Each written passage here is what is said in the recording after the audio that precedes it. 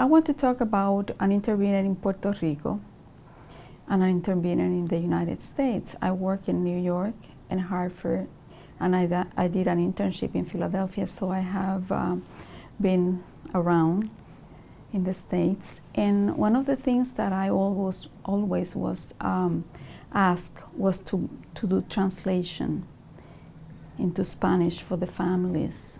Many of the families that move to the States, they don't speak English. And at times they are making decisions for their child without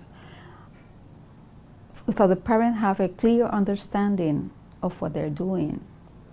So for me, in terms of culture, the language is really one of the most important assets of a culture. And at times, if you don't know the language, and if you don't know how people value that language, you have problems in Hispanic families, especially those from Puerto Rico.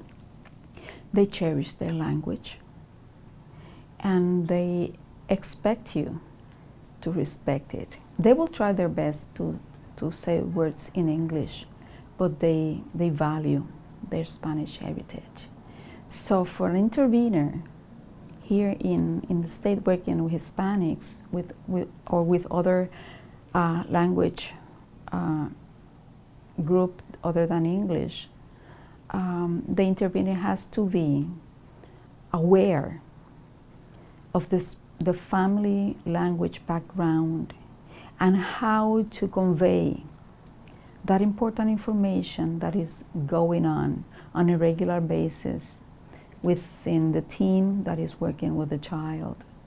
And if that person doesn't have the language skills, they may be willing to find someone to assist them to orientate and to communicate with the families.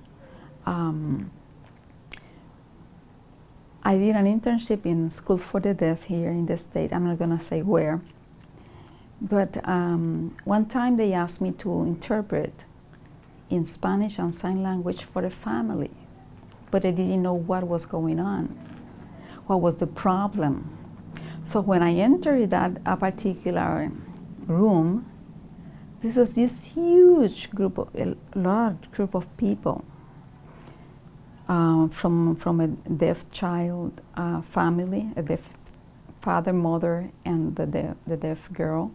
And there was a deaf boy that attended that school with his father and mother, and a lot of teachers and administrators. And when they start talking and I was translating, I realized that the problem was that the girl was pregnant. And that was the time that they were going to share that information of this situation. And after 10 minutes, I realized that the father was just so calm, and that was not a proper response, cultural response for a father whose daughter was get pregnant at 16 years old.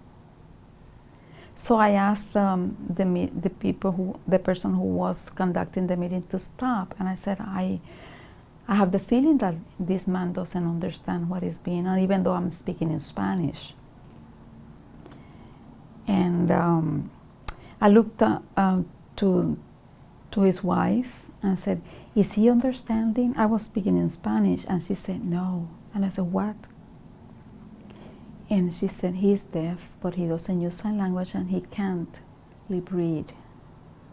And I said, what are you saying? I said, stop this meeting, wait a minute. This man haven't understand a word of what have been said, even though I'm speaking in Spanish.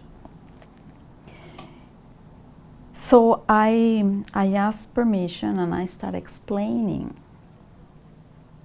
almost mouthing so he could understand. And when he finally understood, I got the reaction that I was expecting 15 minutes ago. So he was furious, and the people were just surprised. And I said, well, there is a communication barrier here.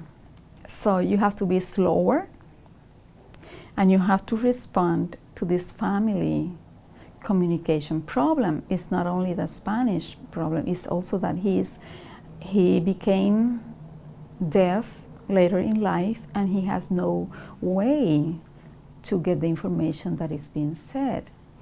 And I share this experience with you because at times we think that doing the translation is enough to convey the message. And if the child is deafblind, we have to be very careful the way we convey the information to the family.